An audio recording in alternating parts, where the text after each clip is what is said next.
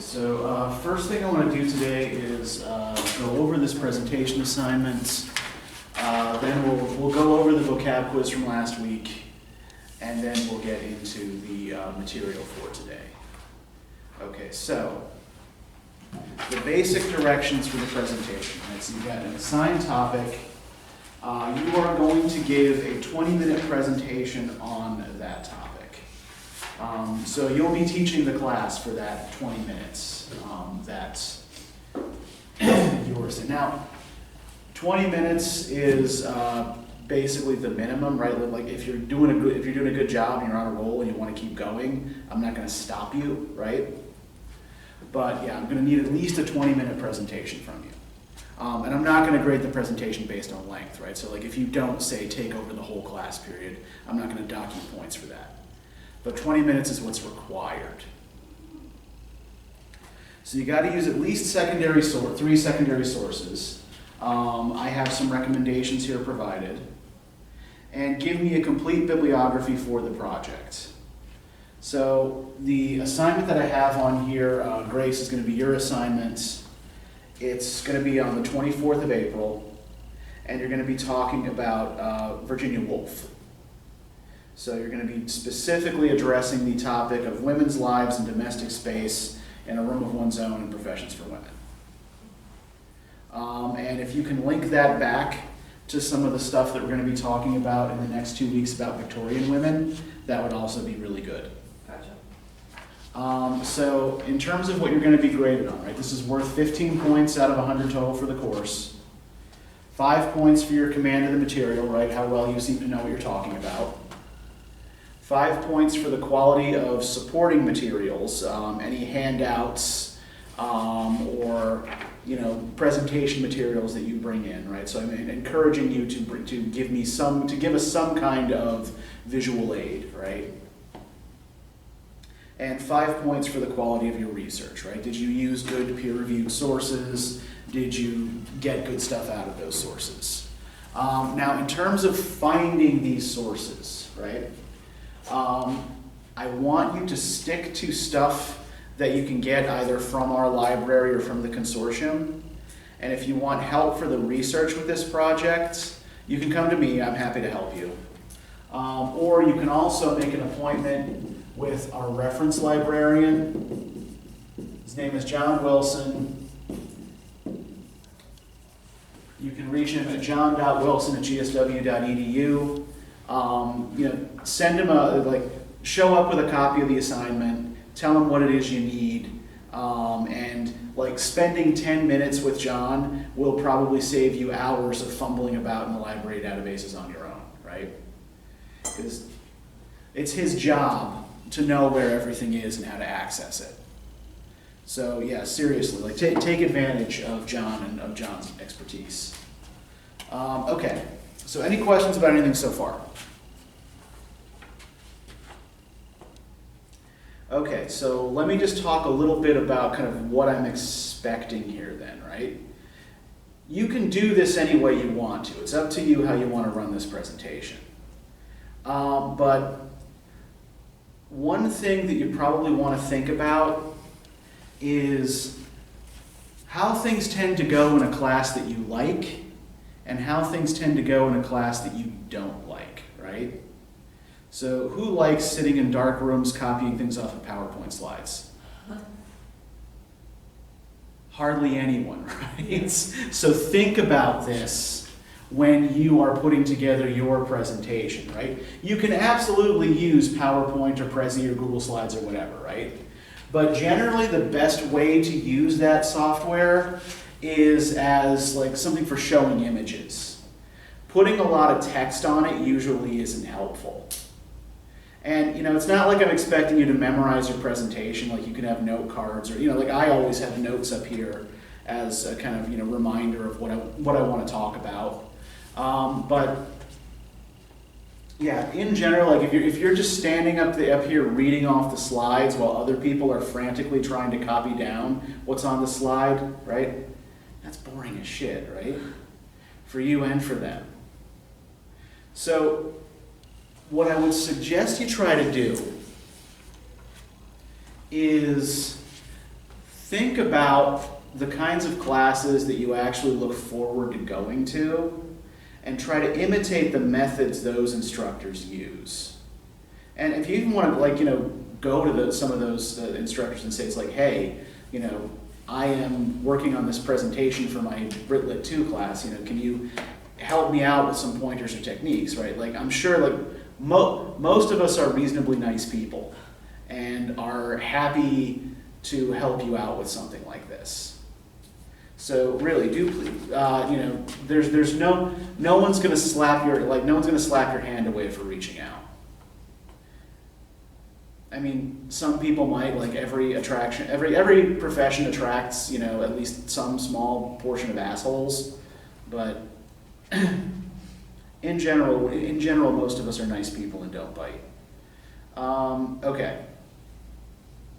The other thing that I want you to keep in mind here, right, is that it's totally okay if you don't have everything you're going to say planned out in advance, right? If you want to improvise up here a little bit, if you want to just maybe lay out some notes and okay, this is kind of what I want to, in general, what I want to cover, as long as you can show me that, you know your stuff and you're able to communicate it, right, that's what I'm looking for here.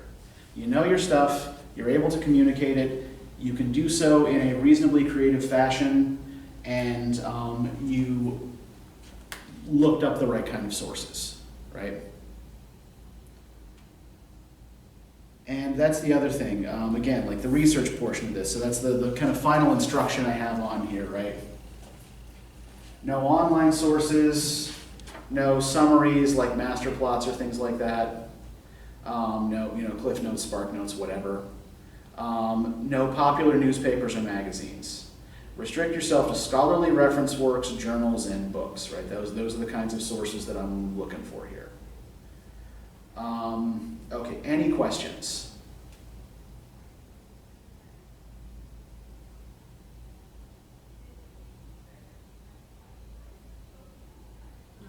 Okay, great. Then the last thing I have on here, so I want to meet with each of you 3 times before you actually get up and do the presentation, right?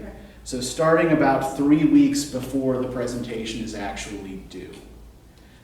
So Grace, since you're presenting on the 24th, I'd want to meet with you the week of the 3rd and have that be our first meeting. And part of this is to encourage you to start working on this early, right? Don't leave it for the last minute. But part of this is also just to make sure that you're going about this the right way. And just to kind of check in and make sure that you don't need any help, or to give you help if you need it, right? And to let you bounce ideas off of me before you actually try to put them into a presentation. Okay? We're good? Yeah. Okay, and I will come up with a topic for you. All right, so vocab terms from last time. This is really kind of from the last 3 weeks or so, right? So from before midterm as well as from last week. All right, so Gospel of Work. Does anybody remember what this was, or where it comes from? Wasn't this not necessarily it wasn't about what kind of work you were doing, but who you were working for, essentially? Sort of. So this is an idea that comes from Thomas Carlyle and that is expressed in Sartor Resartus.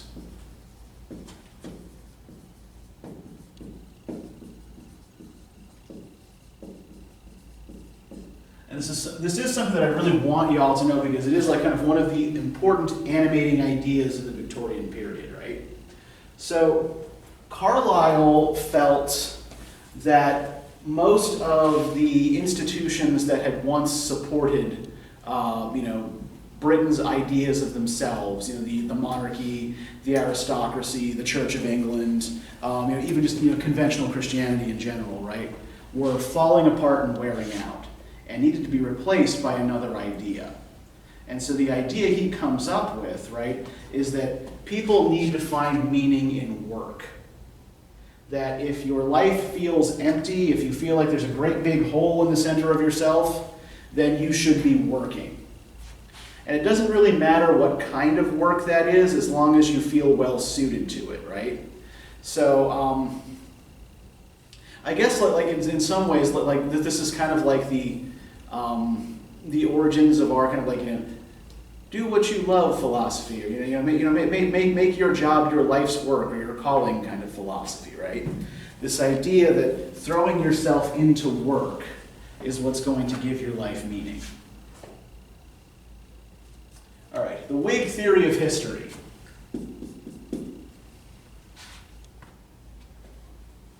What's the Whig theory of history?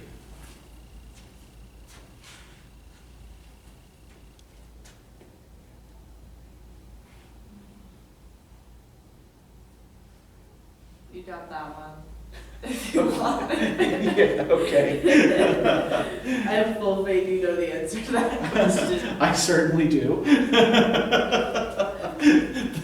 The question isn't whether I know it, but I believe you've answered my question. Yeah, okay. So this comes from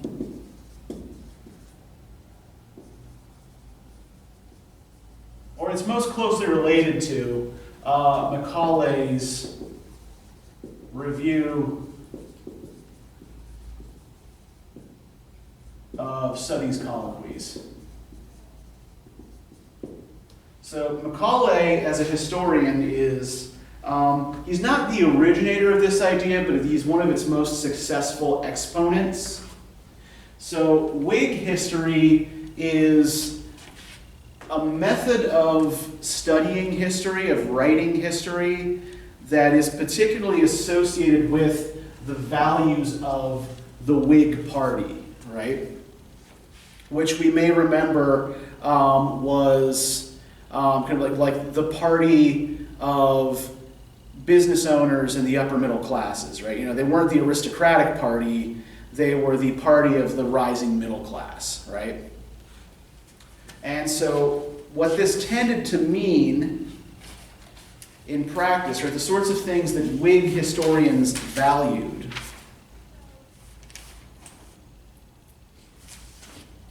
were scientific progress,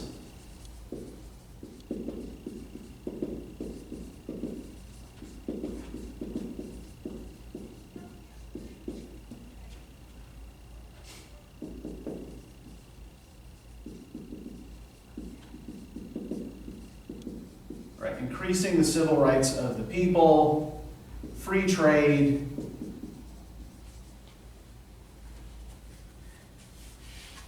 and liberal democracy.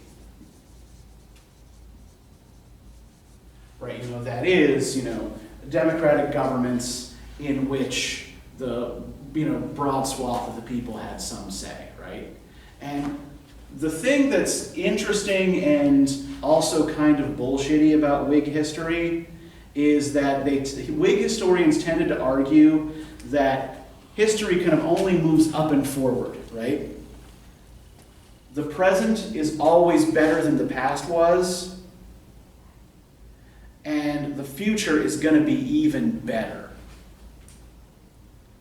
So it's this kind of this belief in the unending march of progress, right? That things only get better. And you don't find very many professional historians who still take this idea of history seriously. But there are popular historians and writers of popular histories who do, who are still very much influenced by this idea. Like, I don't know if either of you have ever heard of a guy by the name of Steven Pinker. He's a neuroscientist at Harvard, but he also writes, books arguing that we live today in, the best age that that people have ever lived in. Which, if some of his data suggests that's true, some other data suggests that it isn't. but we'll kind of leave it at that, right? The point being that this form of reasoning, lives on, just largely outside of history departments. It gets really deeply ingrained in the popular consciousness. All right, the Hungry 40s. What were the Hungry 40s? This was like a 10-year depression Mhm. in the 1840s during Britain. It was basically there was too many people, population was too big. The solution that the British government came up with was to just stop spending money. Sort of. I think you're confusing what happened here a little bit with the Malthus thing. Is that Yeah. okay? Yeah, like but I think crossing you're. over here? You've got the basic idea, right? So we're with the Hungry 40s is severe economic depression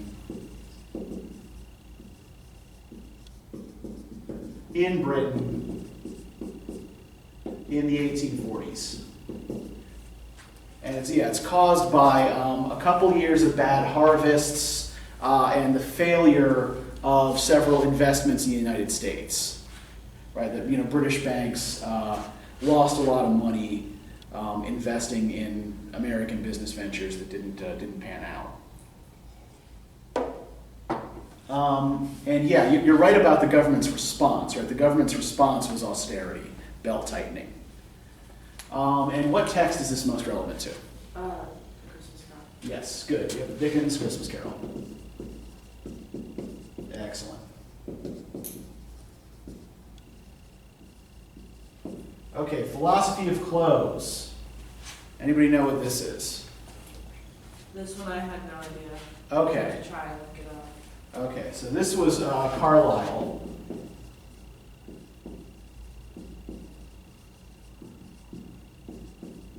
Sartor Resartus again. And Sartor Resartus in Latin means the tailor retailored. And this is the philosophy that is espoused by the character Diogenes Teufelsdruck, right? So Teufelsdruck argues that human institutions are like clothes, right? Why do we wear clothes?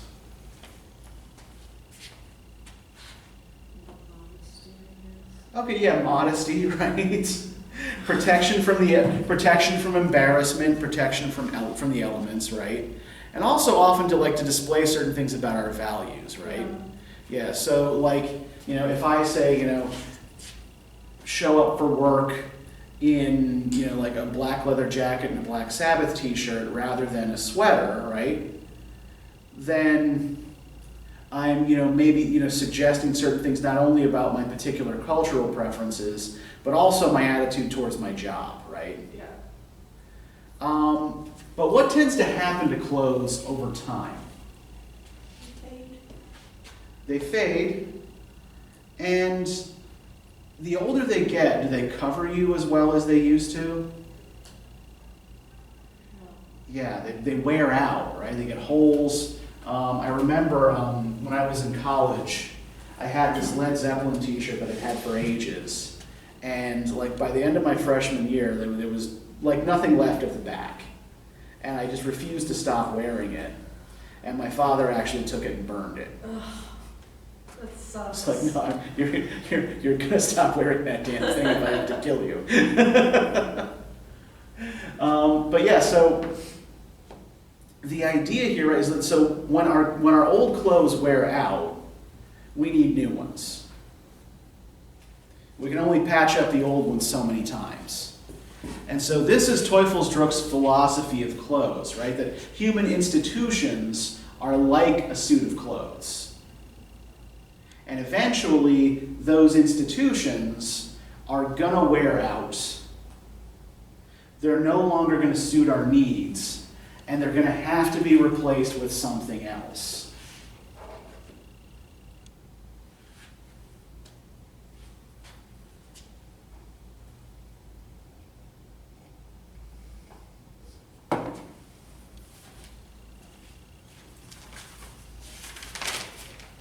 And the reason I'm spending time here on some of this stuff is just that it is actually really deeply important stuff for Victorian culture and Victorian psyche, right?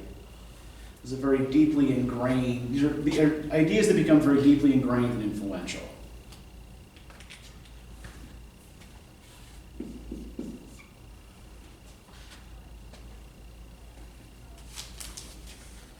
Okay, the People's Charter. I want to say that this was something that had to do with trying to get like voting rights for not just like men with jobs. Yeah. Stuff. So yeah, expanding the vote was part of this, right? So this was a document that was circulating among working class activists in the late 1830s, right? So it's associated with a movement called the Chartists, who are arguably kind of like the grandparents of the contemporary Labour Party, right? Which is now the centre-left party in the British Parliament, right? But yeah, the Chartists in this document were demanding a number of government reforms. And one of them was votes. Yeah, a lot of these had to do with electoral reforms, right? One was votes for all men over 21, right? Regardless of whether or not you owned property or how much property you owned. The second was a secret ballot. Right? The way people voted was to just go to the polling place and tell the guy with the little book who you wanted to vote for. So everybody knew who voted for who, right? Which would discourage people from voting for particular candidates, right? If that candidate was seen as unpopular or what have you, right? You might not want it known that you voted for a particular candidate. Right. They also wanted to remove the property qualification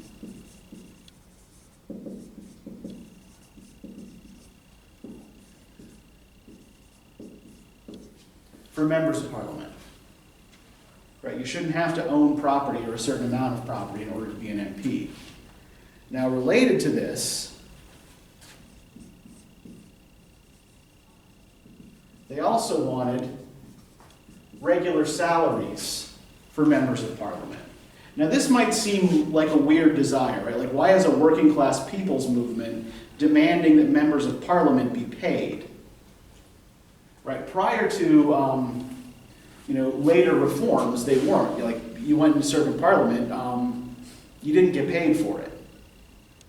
So what did that mean about who could serve in Parliament?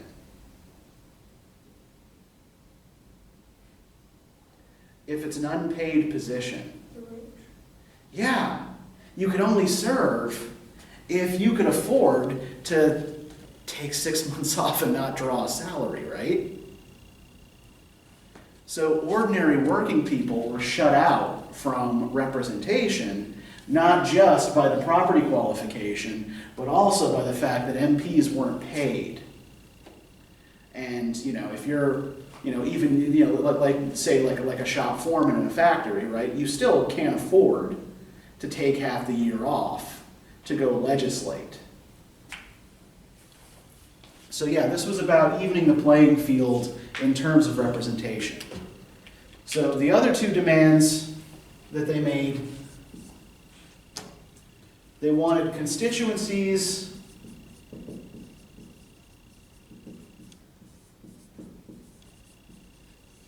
of equal population, right? They wanted to redraw the boundaries of parliamentary districts so that each member of parliament represented an equal number of people. Essentially what they're asking for is the elimination of those old rotten boroughs. Do you remember what rotten boroughs were?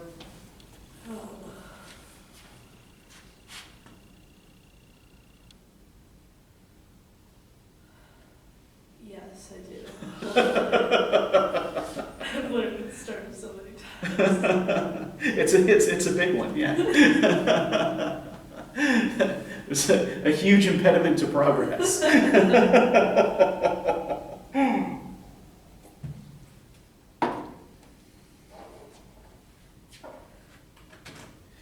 Think about it in terms of this demand, right? What would happen if all, so if you've got constituencies that aren't equal in population, right? What does that mean? We might even think of it in terms of like, US terms, right? Like think about like our Senate. How many senators does California get?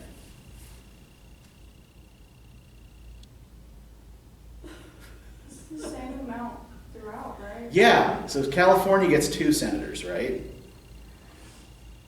Never mind that a shit ton of people live in California, right? The least populous state, Wyoming, gets how many senators? 2. Wyoming is Right. the least populated state. Wyoming is the least populated state, yeah. Interesting. Or at least it was last time I checked. Probably still is. But, yeah, so now imagine this applied to a system in which relatively few people can vote at all, and in which the only body really making any kind, there's only one body making meaningful decisions, and you've got one representative that represents a constituency where maybe there are 2 people who can vote, and another representing a constituency where there are thousands of people who can vote, right? So those rotten boroughs were like the Wyomings of the British Parliament, right? There were, you had maybe 2 or 3 people who were actually eligible to vote in a depopulated district. And so they would usually kind of collude amongst themselves to get somebody who was going to advance their interests elected, right? So they're called rotten boroughs in the sense of corrupt. And yeah, so what this would have done is get rid of those rotten boroughs. And the other thing that they wanted, and this is really the only one of their demands that never comes to fruition. They wanted annual parliamentary elections.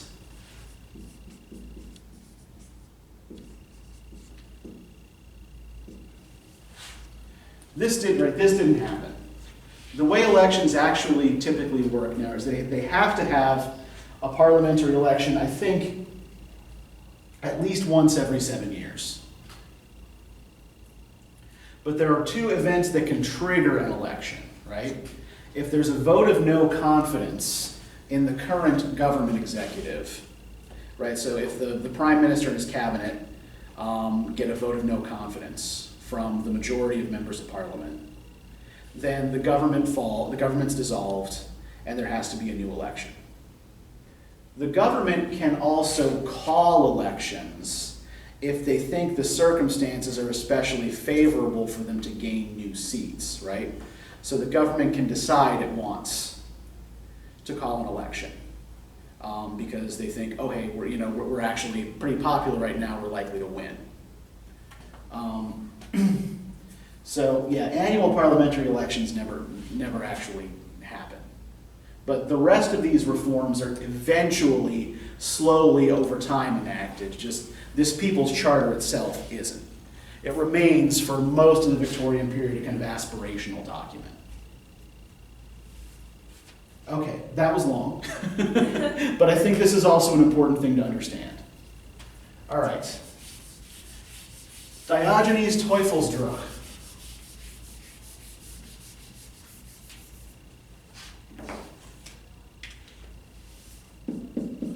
So Teufelsdruck is the main character of Sartor Resartus.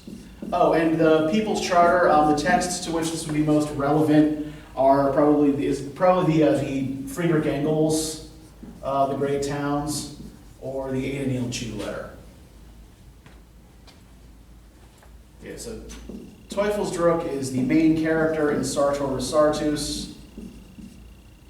He is a German philosopher whose name means God-born devil's shit. Right, Diogenes is Greek for God-born, Teufelsdruck is German for devil shit. And essentially he's the character who comes up with the philosophy of clothes. And the editor of Sartor Resartus, who's kind of narrating most of it, is stitching together Teufelsdruck's philosophy from all of these papers that Teufelsdruck has left behind in a series of paper bags in no particular order. So the whole narrative is a kind of act of stitching to keep up with the whole kind of tailoring metaphor. All right, and now Grace, you can tell us about Thomas Malthus. I know you know this one. Yes, I do. Well, this comes from A Christmas Carol. Yes. Charles Dickens. And he was the creator and principal of something that was really messed up, but I don't remember what it's called specifically, but he said that essentially the solution to the overpopulation problem that Britain was having was to just let all the poor people die. Yep. And he believed that particularly with like the advanced production techniques that had entered Britain in the agricultural and industrial revolution, he believed that overpopulation was inevitable, right? Eventually, because population grows faster than resources, population growth is going to increase beyond the means that that the nation has to feed people. And yeah, he believed that any solution that encouraged birth control or late marriage, or anything that, or even just like encouraging people to have smaller families, right? That was just going to encourage sin and vice. So the best solution was to just let the excess population die off, right? Basically let nature take care of the problem.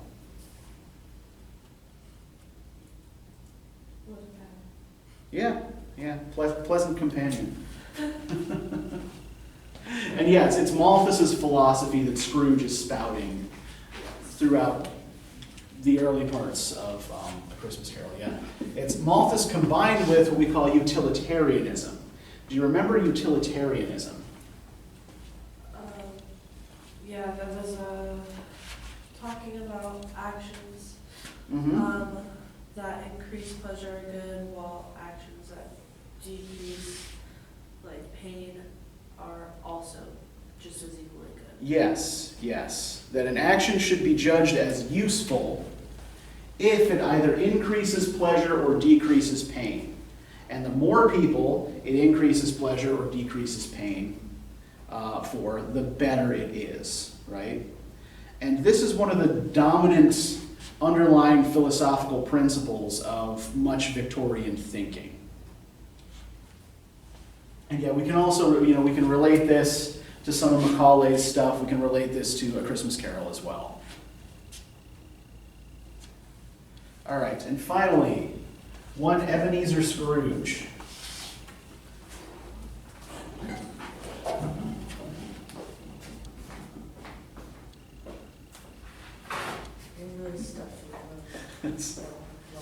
Sorry, yeah, tis the season. Yeah. Right.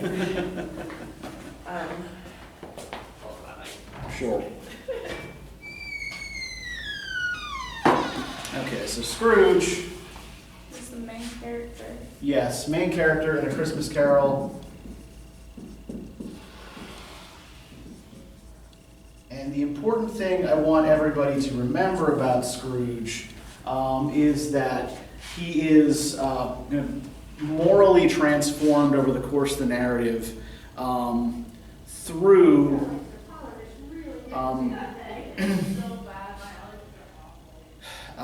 through that kind of that method of sympathy through sensibility that we talked about earlier in the semester, right? This idea that by opening one's senses up to experience, right, one develops sympathy. Okay, so any questions about any of this? We good? We're good. Okay, great. Then tell me what y'all know about the British Empire. Yes. Let's start with a small question. Yeah. Slowly. Yeah, let's just.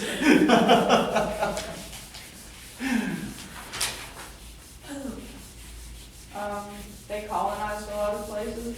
Okay. They were ahead of the slave trade, and Mm-hmm. they, in my opinion, did not have a regard for anyone other than themselves. If they looked different, talked different, and different beliefs, they just did not care. Okay, yeah, and I think that much of that is fair. I think what I'd like to first kind of tease out here is just some sort of basic facts about what empire looked at. And by the way, on the bibliography I gave y'all, I gave you a variety of perspectives on imperial history. Most of these are relatively neutral to anti-imperial. That's the kind of general scholarly consensus these days is that imperialism is not a good thing generally. The exception to that is the Niall Ferguson book. Ferguson argues that the improvements in the material living conditions of people in colonized countries that the empire made were worth the various problems caused by the empire. I don't agree with Ferguson's perspective, but I think it is, it's important to know what kinds of arguments, like a conservative historian will make that are kind of like cutting against the grain of the general consensus. Yeah, again, like not my bag, not my cup of tea, not my reading of events, but I still think it's it's worth being aware of Ferguson's arguments. And he, particularly earlier in his career when he wrote that book, he was a really solid researcher. He dug up a lot of interesting materials. So it's worth looking at even just kind of for that. But, anywho, our basic factual information here, right? How much of the Earth's surface do you think the British Empire covered? Said like a quarter. Yeah, about 25%.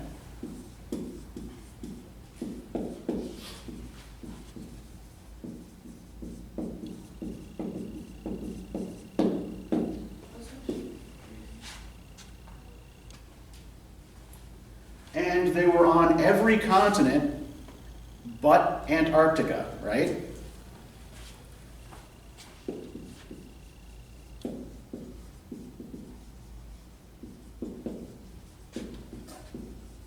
Right, because unless you're a penguin, it's pretty damn hard to survive in Antarctica.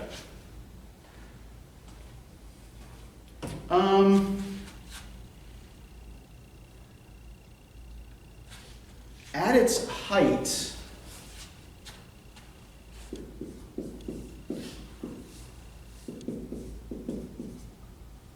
the British Empire had 400 million inhabitants. Most of them, the vast majority of them, living outside of the British Isles. And there were basically three different ways in which colonies were administered. On the one hand, you had what were called crown colonies. And these were kind of like ruled directly from Britain, usually by a governor appointed by Parliament, right? So Jamaica, for example, was an example of a crown colony, right? Jamaica had a British governor who was sent there by Parliament.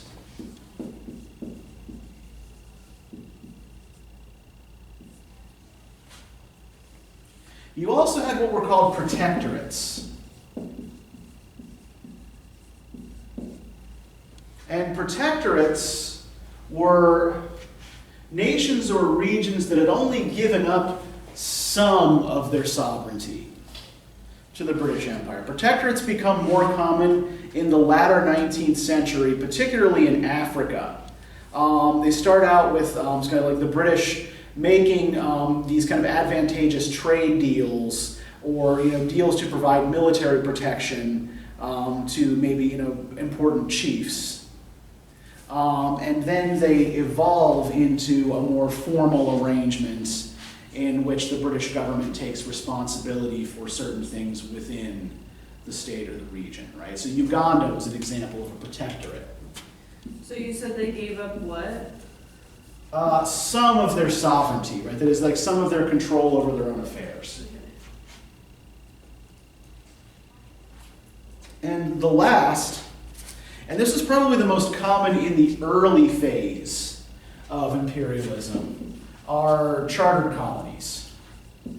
And essentially, these are colonies that are run by a private corporation that may be subject to Parliament in some way, right? But essentially, it's the corporation that's calling the shots. The early American colonies were of this sort, right? Plymouth colony was, yes, like, the Puritans came for religious freedom, right? But they were also starting a company that was supposed to make a profit for investors in England.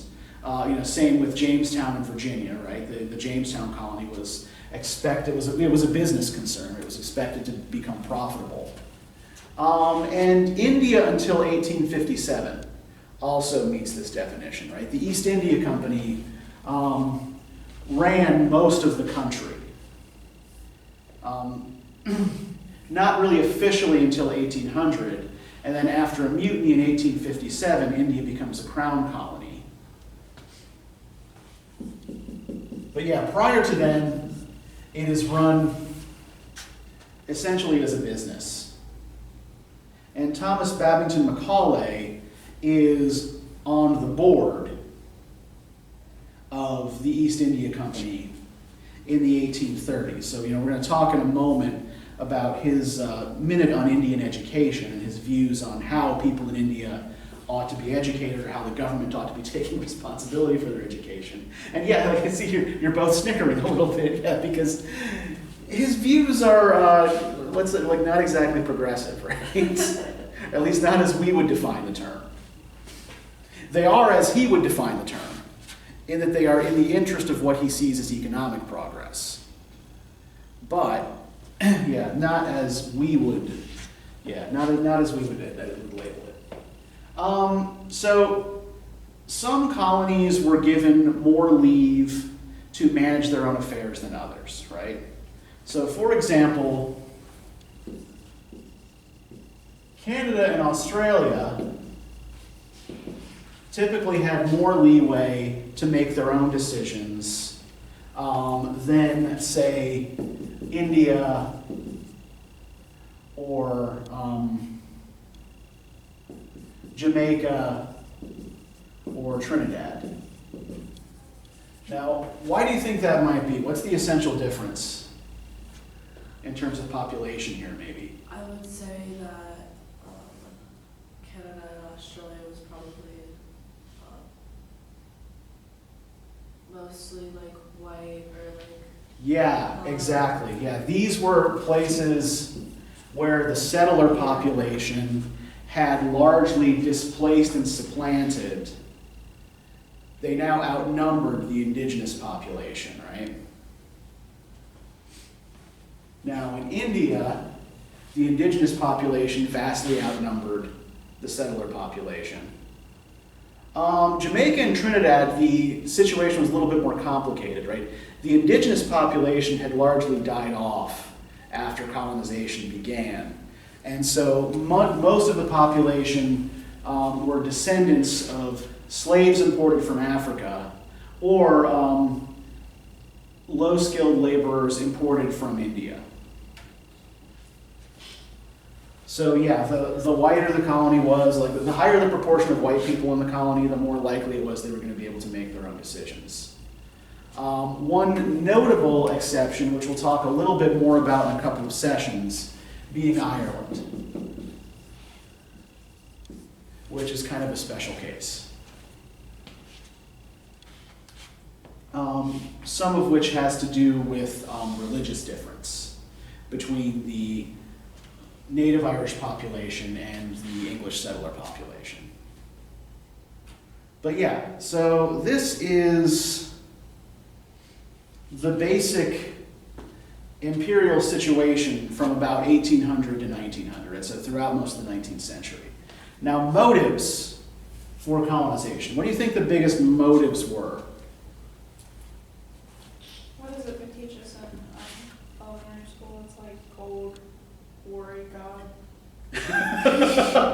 GGG, huh? Okay, that's all right. Yeah, that alliterates nicely. Yeah, but yeah, no, I think yeah that actually does kind of get at a lot of what's going on here, right? On the base level here, most of this is moved along by economics, right? And the economic motives for expanding the colonies would have been, things like, securing raw materials,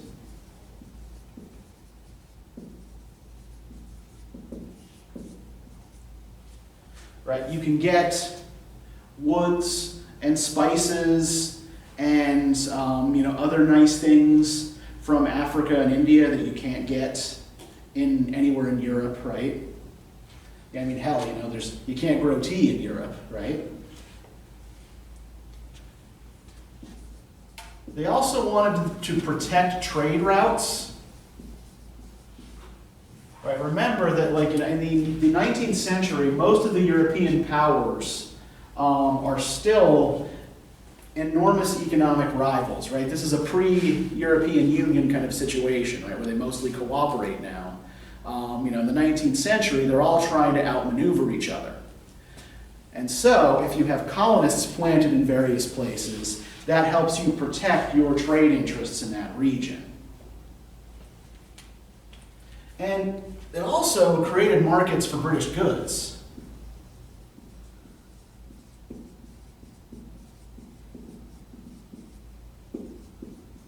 Right? If you're the East India Company,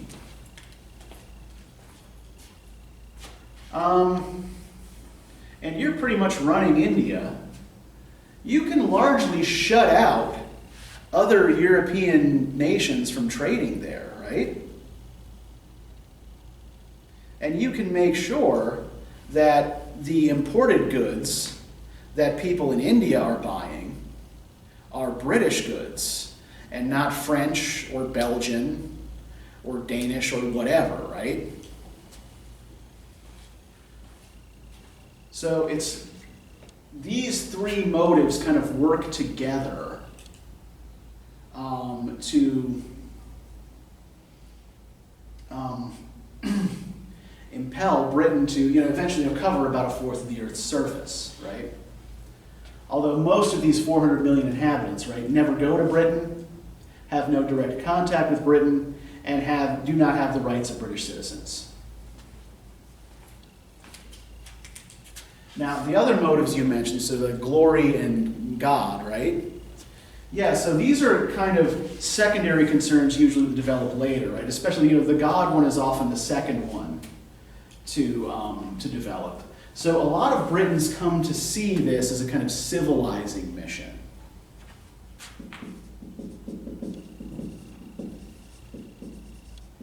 Now, Romantic era Orientalists tended to view colonization a little bit differently, right?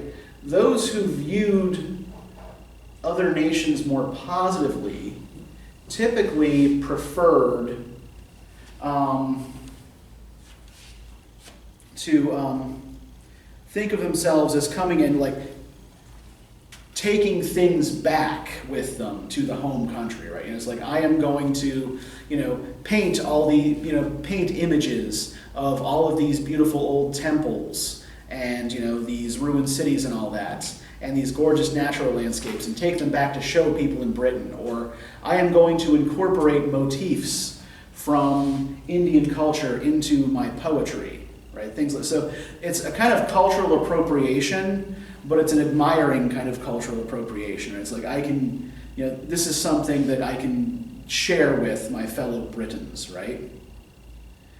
On the other hand, you have people like Claudius Buchanan who are horrified at the fact that people in India aren't Christians, and who kind of willfully misrepresent religious practices in order to upset people back home.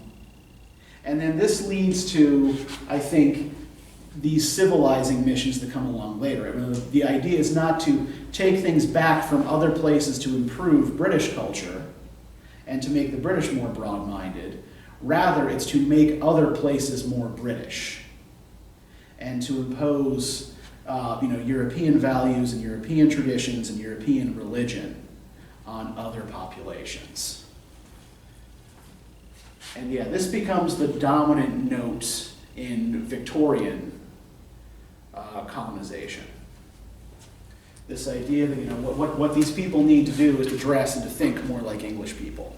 And this is where the Macaulay Letter, right? This is what's going on here. So we should actually probably talk about this before we run out of time. So if we can turn to page 686. So,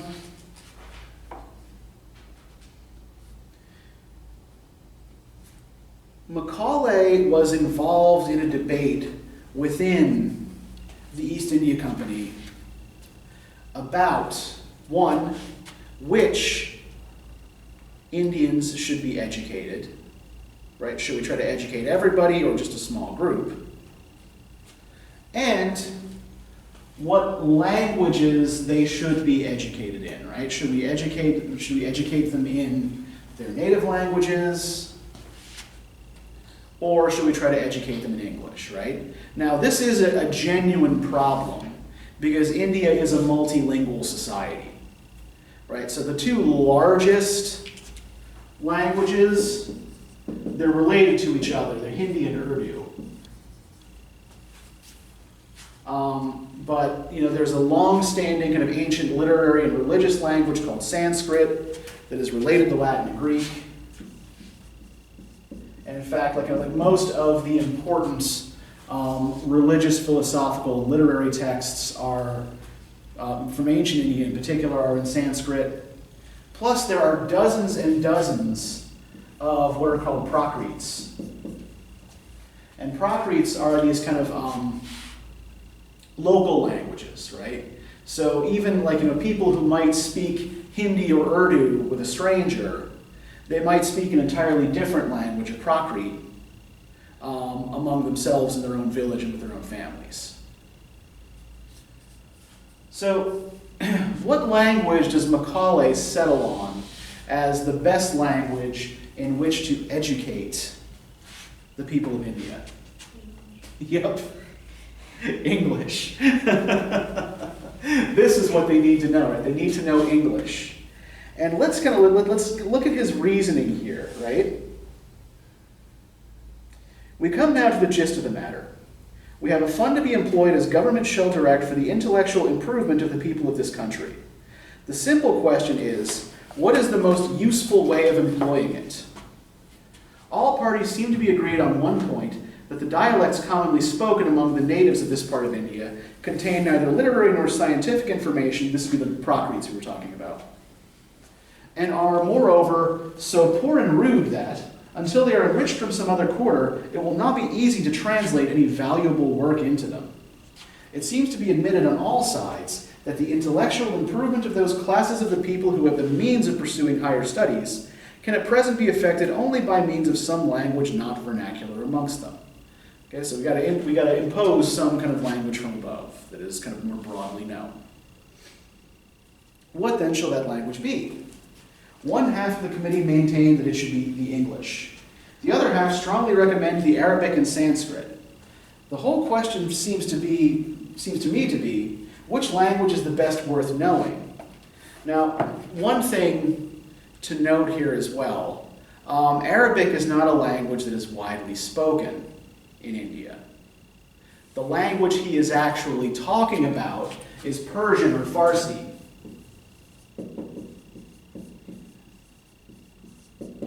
So why does it matter that he doesn't, what does it reveal to us that he doesn't call this language by its right name? He doesn't know what he's talking about. Yes, he doesn't know what he's talking about, right? He admits as much in the next paragraph, right? I have no knowledge of either Sanskrit or Arabic, but I have done what I could to form a correct estimate of their value. I have read translations of the most celebrated Arabic and Sanskrit works. I have conversed both here and at home with men distinguished by their proficiency in the Eastern tongues. I am quite ready to take the Oriental learning at the valuation of the Orientalists themselves. I have never found one among them who could deny that a single shelf of a good European library was worth the whole native literature of India and Arabia. The intrinsic superiority of the Western literature is indeed fully admitted by those members of the committee who support the Oriental plan of education. So, he makes another telling admission here, right? What does he admit to those who are reading his minute here? Right at the beginning of the paragraph. But he has no knowledge of Yeah, either language. yeah. He cannot But he's read. try. Yes. This reminds me of all the people that are talking about like women's bodies now. It's like, you don't know what you're talking about. Well, and I think the other thing is too is like that there is an agenda here, right? It's not actually, or at least not strictly a cultural agenda, though. So yeah, he admits to not knowing a word of Sanskrit or Arabic. And who has he consulted to try to get his estimate of their valuation?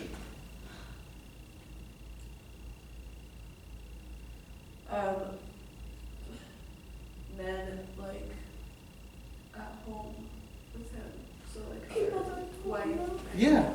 So he's consulted Orientalists, right, who were scholars of,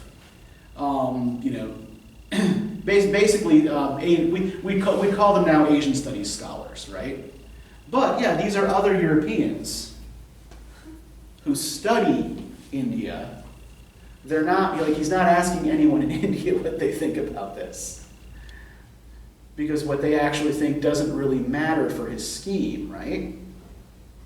And I think kind of like what the scheme is gets revealed on page 687. Right, near the bottom of this big paragraph in the middle, right? In India, English is the language spoken by the ruling class. It is spoken by the higher class of natives at the seats of government. It is likely to become the language of commerce throughout the seas of the East. It is the language of two great European communities which are rising, the one in the south of Africa, the other in Australasia. Communities which are every year becoming more important and more closely connected with our Indian Empire. Whether we look at the intrinsic value of our literature or the particular situation of this country, we shall see the strongest reason to think that, of all foreign tongues, the English tongue is that which would be the most useful to our native subjects. So what does this tell us about the real motives here? They're corrupt. Okay. He probably doesn't see it that way, but it looks like that to us, right? Yeah, I feel like, I mean, I guess, like, if we're gonna go down, like, the route of, like, trying to give him the benefit of the doubt, like, he's trying to, like, what he's trying to do, I guess, like, in a way. Like, he wants everyone to speak the same language so that we can all be everyone could be on the same page, but like, I think he doesn't understand. Yeah. That, like, people's culture and like that is like their language, and that it doesn't have to be like that. Yeah, he's not even making a strong connection necessarily between language and culture, right? Yeah. What's he more interested in facilitating? Remember what his function is here, right? Is he writing as a historian, or as a member of parliament, or as a board member of the East India Company? Yeah, he's trying to get everyone on the same page so that they can like trade and work together. Yes, he wants to make trade in that part of the world easier, right? If we've got people in Africa, people in Australia, and people in India all speaking the same language and working for us, this greases the wheels of trade, right? And remember, for a Whig historian like Macaulay, trade is progress, right? Not anything that knocks down barriers to free trade is a good thing. So this is what his primary aim is, right? It's economic. Even, when he talks about, trying to, quote unquote, as he sees it, like, quote unquote, better those who are educated in this system by making them more British. He wants to make them more British because it's economically good for the East India Company, right? Now, I want to look at this from another perspective as well, because we also talked a little bit, the glory part of that equation, or the, what would you say, gold, glory, God, or yeah. Because the empire does become this source of national pride and national identity as well. Largely for people who will never see most of it. So in 1886, there's a big event in London. It's called the Indian and Colonial Exhibition.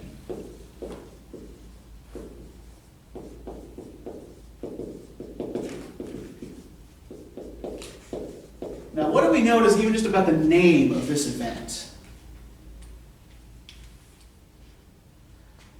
What's the most prominent part of the name?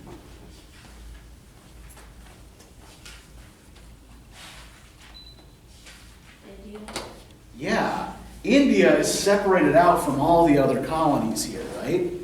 India was referred to as the jewel in the crown, right? Because it was the richest colony. It was the most profitable British colony. They were getting so much money out of it, so many resources out of India.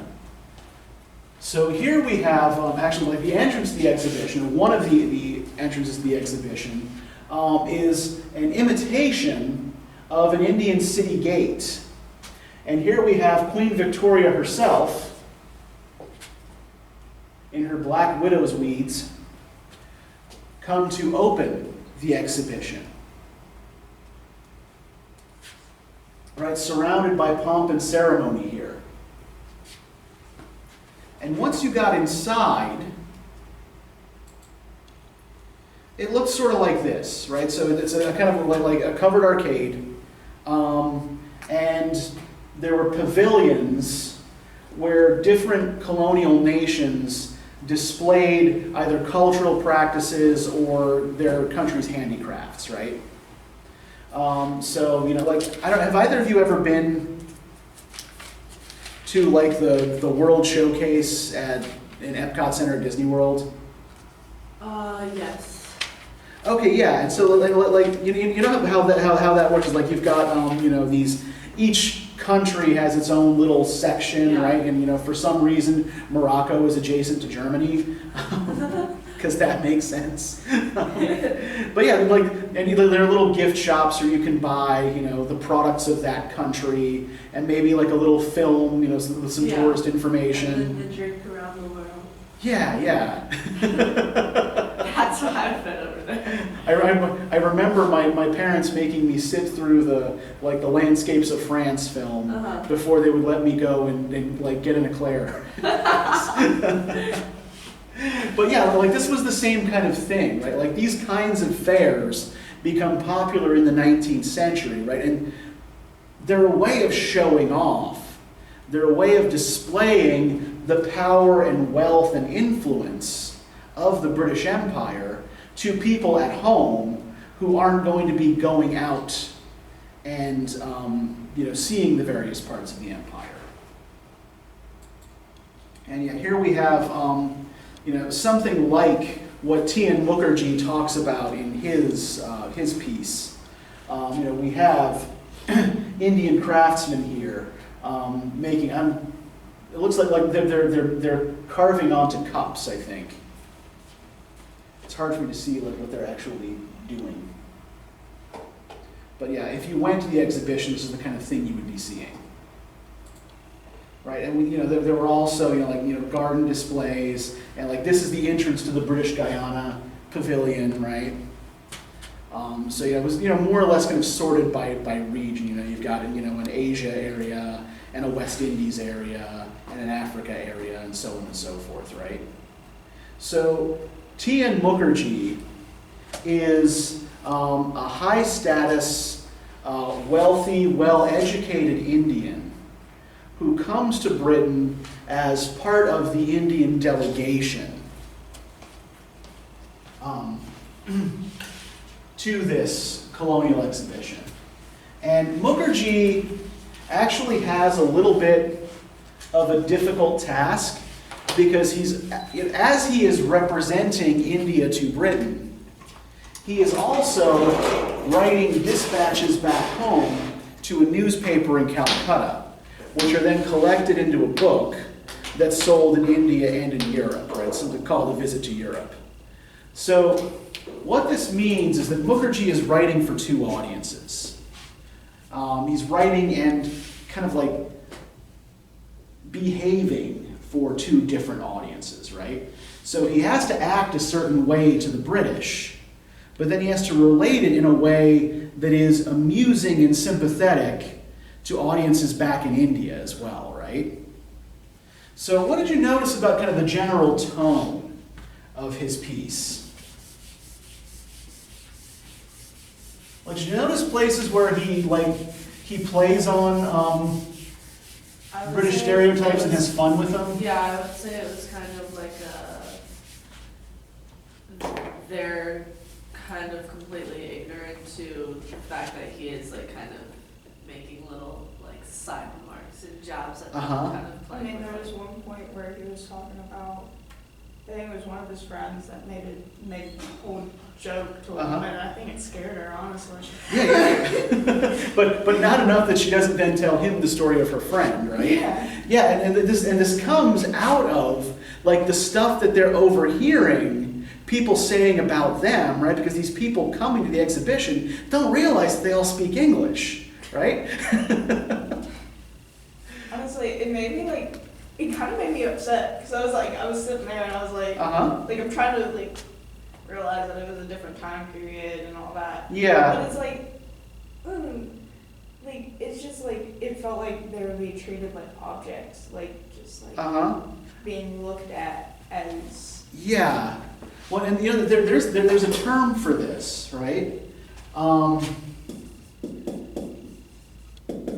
For the experience that Mukherjee relates, the kind of experience Mukherjee relates,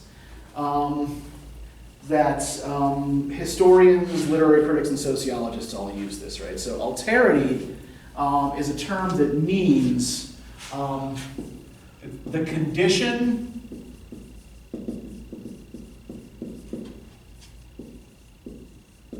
of always being other. Right, so when you're experiencing alterity, right, it means that wherever you go, you are being regarded as different, right? As not like the others around you. And so, yeah, this, it's a term that's often used to describe immigrant experience. Like particularly if you live in a place where you belong to a group that is constantly othered, right? And certainly most of the people Mukharji deals with, even those who are nice to him, right, treat him as a curiosity at best, right? But I think like one thing we should recognize as well too, like, and we'll end with this because we're running out of time, is that Mukharji displays some of his own prejudices here as well, right? One of these, he tends to represent upper class English people more favorably than rural or working class English people with whom he deals, right? Like, he has that really kind of mocking episode about, this woman who comes up to him and asks if she knows her, if he knows her nephew who's serving in Upper Burma, right? So on the one hand, right, this does display British ignorance about most of the empire, right? It's like, that they don't understand like just how fucking big India is, and that not everybody knows each other. And also, the woman's assumption that relationships between the British soldiers serving in India and the native population must be friendly, right? That they must actually have a good relationship. Despite the fact that in 1857 there was actually a violent revolt in India, which was why it switched from being a chartered colony to a crown colony in the first place. So within living memory of when this happened, right, there was this it's called the Mutiny of 1857, right?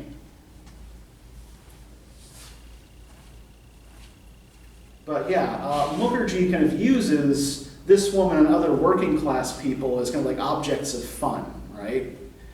For his largely educated readers back home in Calcutta.